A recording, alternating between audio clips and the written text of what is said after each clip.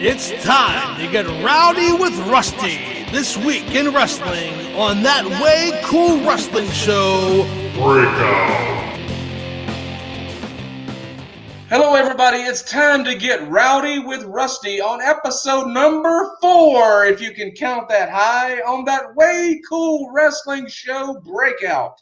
Brought to you by the DJB Productions Network. Danny J. President punching the buttons and getting it all up here. So as Cowboy Bill Watts would say, if we can't get along, we got to get it on. Let's go.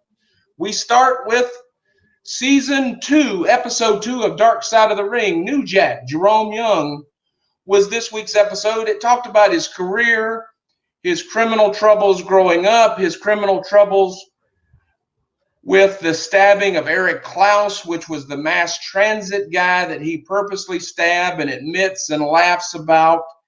And then it went into the Vic Grimes issue, where he went off about 4 or 5 tables with Vic Grimes at a Combat Zone wrestling show. He said 1, 2, 3, go, and they just went and ended up breaking Vic Grimes' ankle and some other stuff. It was a good show, but I don't think that it was as good as last week. And I also don't think you should be bragging about hurting somebody in pro wrestling. The art of pro wrestling is a simulated wrestling match, supposedly to settle a conflict without hurting anybody. If you brag about hurting somebody, that's not cool. Switching over to AEW, no Ross, Excalibur, or Taz this week. Shivani and Cody open another empty arena show. Then Colt Cabana joins for the rest of the show as Cody leads the commentary. This had to be one of the worst shows that AEW has done since it began. It was more like a WWE show with videos and other things of less importance, and the only major things that they talked about was obviously the debut of Lance Archer. He basically did a squash match with Marco Stunt. Lance looked good, but I'm just not a big fan of the squash matches. They talked about the TNT Championship, which most think is a TV title type of championship, that they'll be running a tournament starting next week.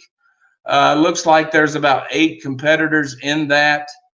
Rumor on the street, according to some folks, is that Darby Allin might win that, but who knows? I'd like to see Darby Allin or Sammy Guevara take that. I know that this week's show and the rest of them are going to be taped not at Daly's Place in Jacksonville, but at QT Marshall's Nightmare Wrestling Academy, which Cody Rhodes has something to do with, somewhere in Georgia. But in any event, the TNT Championship's a cool idea, and it looks like they're going to continue to push the hell out of Lance Archer, so we should be able to see some good AEW stuff. The one that I'm concerned about is there's a rumor late coming out on the internet this week that AEW only has enough stuff to do stuff until May 20th.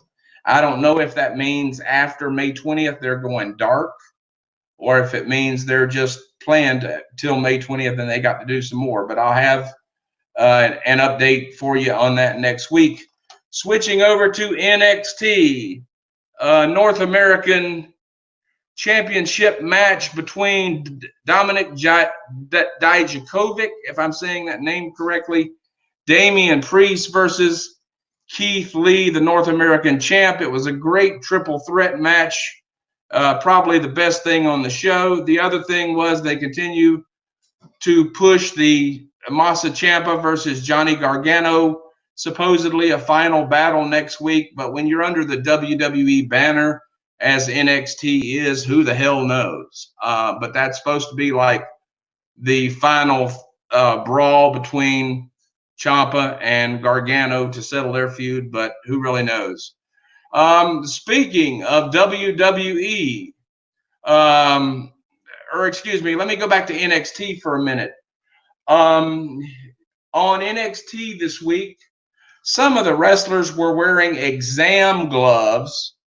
I know that's for fear of the coronavirus. I mean, I've got home health aides that wear exam gloves, but I just never seen somebody wear exam gloves in a wrestling match. So that was kind of really stupid. If you're that scared about wrestling somebody in a wrestling match, tell them you're not going to work the show. Hello? Okay, enough about that. Switching over to WWE, the place where you can no longer say World Wrestling Entertainment. You've got to call it WWE because, oh my God, Kevin Dunn will get pissed off if you say World Wrestling Entertainment. And if Kevin don't get pissed off, Vince McMahon will, because Vince ain't been laid in 20 years. Some within the company are worried about canceled shows and their pay after WrestleMania. Some say that after WrestleMania, WWE will be going dark. I got to check with my buddy Mike Mooneyham about that. I'll have more details for you on that next week. AEW has also canceled some shows, and they only have stuff planned until May 20th. Who knows what's going to happen after May 20th? By the way, AEW's Double or Nothing got canceled. So, hey, I said something here last week about Roman Reigns, Joe Anoa'i, pulling himself off of the show, and I wasn't sure what it was all about. I was able to track that down. Roman Reigns pulled himself off the show because of his fragile immune system. As some of you may remember, Roman Reigns has battled leukemia twice, and so he was afraid of jeopardizing his immune system. He pulled himself from the show, and that's why he wasn't on it. But it was more of a preventive measure and had nothing to do with the coronavirus. Switching over to the Dead brand, you know, the one that has Tessa Blanchard as their men's world champion. Impact, TNA Impact on Access TV this week was a regular bland show. Like I said, TNA is a dead brand, and if their parent company, Anthem Entertainment, didn't own Access TV, they probably wouldn't have a TV deal, and you can say I said that.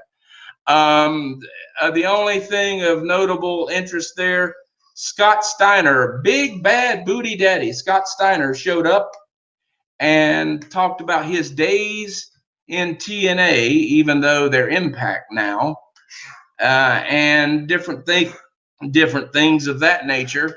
And then we had Joey Ryan of a group called Council Culture. Sounds like a cross between a law firm and a venereal disease. But in any event, my point is, yeah, this is the same Joey Ryan that has had the crotch spot on the internet, and the guy who makes fun of wrestling and wrestles invisible men. So Joey Ryan, you get my come on, man, what the hell is this? Or I should say Impact gets my come on, man, what the hell is this? Because you're the stupid brand that books Joey Ryan. If a man's doing crotch spots and wrestling invisible men, even if he's not working for your company at the time when he does it, he still shouldn't be booked on your show. And you wonder why the business is in the crappy toilet that it is. Anyway, moving on to MLW. Or excuse me, let me back up. I forgot something in regards to Impact.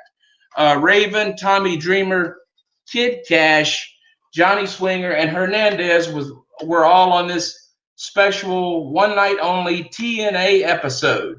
The April 3rd TNA reunion show, which was supposed to be held in Tampa, was canceled due to the coronavirus stuff. Moving over to MLW, Danny J's favorite product. Next week, there will be a tournament with MLW and AAA stars called the Superstar Series next week. And the second thing that happened on MLW, which was an empty arena match between Mance Warner and MJF, with the loser leaving MLW. It was one hell of a match.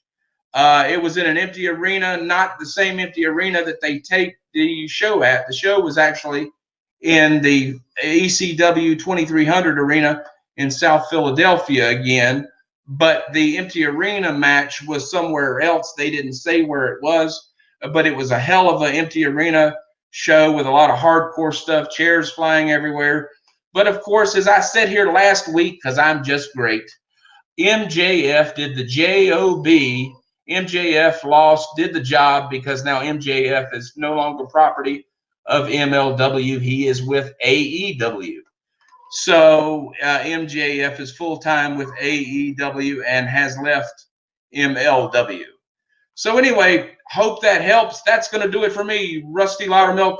I'm out of here. We'll see you next week on the DJB Productions Network and that Way Cool Wrestling Show Breakout. Until then, keep pro wrestling alive, everybody. Stay safe, and we'll see you here next week.